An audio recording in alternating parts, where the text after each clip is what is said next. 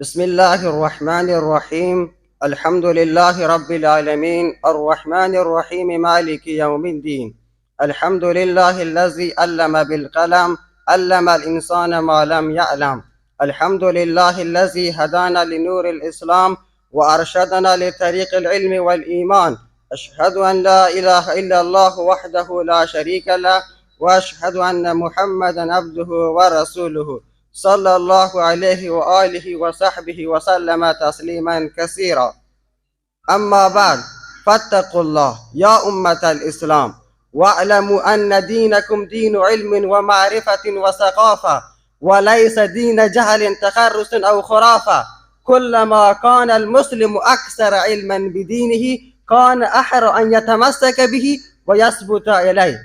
أيها الإخوة، إن العلم فضله أعظم من أن يشهر وأوضح من أن يظهر، فهو أعز مطلوب وأشرف مرغوب. تنافس الأذكياء تسابق الفضلاء لطلبه، وتنافس الأذكياء لتحصيله. من اتصف به فاق غيره، ومن اتسم به بان نفله. رفع الله أهله درجات، ونفى المساواة بينهم وبين غيرهم كرات ومرات.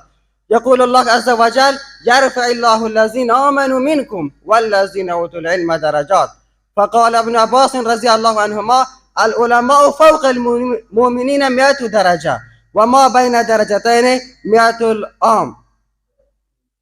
إن العلم مورث للخشية ومثمر للأمل. يقول الله عز وجل: إنما يخشى الله من عباده العلماء. فمن كان بالله أعرف كان منه أخوف. استشهده الله أهل العلم على أشرف ما شهد به وهو التوحيد، وقرن شهادة بشهادته وبشهادة الملائكة. يقول الله عز وجل: شهد الله أنه لا إله إلا هو والملائكة أولو العلم قائما بالقسط لا إله إلا هو العزيز الحكيم. فبدأ سبحانه بنفسه، وثنى بالملائكة المسبحة بقدسه، وثلث بأهل العلم، كفاهم ذلك شرفا نبلا وجلالة. من سلك طريق العلم فقد أراد الله به خيرا، ومن ترك العلم فقد اشترى خسرا. عن معاوية بن أبي سفيان رضي الله عنه قال: قال رسول الله صلى الله عليه وسلم: من يريد الله به خيرا يفقهه في الدين. العلم سبيل الفوز بالجنة وسبيل النجاة من النار. فعن أبي هريرة رضي الله عنه أن رسول الله صلى الله عليه وسلم قال: من سلك طريقا يلتمس فيه علما سهل الله له طريقا إلى الجنة.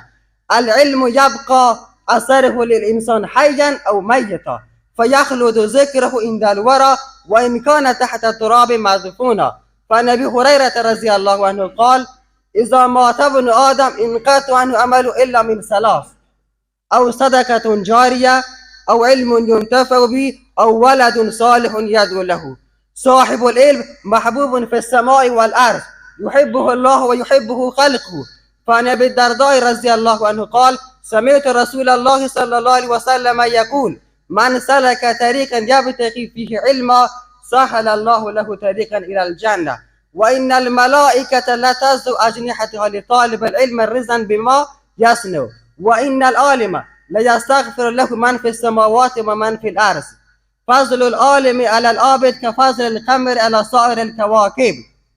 وإن العلماء ورثة الأنبياء، وإن الأنبياء لم يورثوا دينارا ولا درهما، وإنما ورث العلم. فمن أخذ بحظ وافر. أمة الإسلام، لقد تكاثر كلام العلماء من الصحابة رضي الله عنهم ومن بعدهم في العلم وفضله، لأنهم رأوا أهميته وعرفوا قيمته في حياة المسلمين. فعن ابن عمر رضي الله عنهما قال: مجلس فقه خير من عبادة 60 سنة.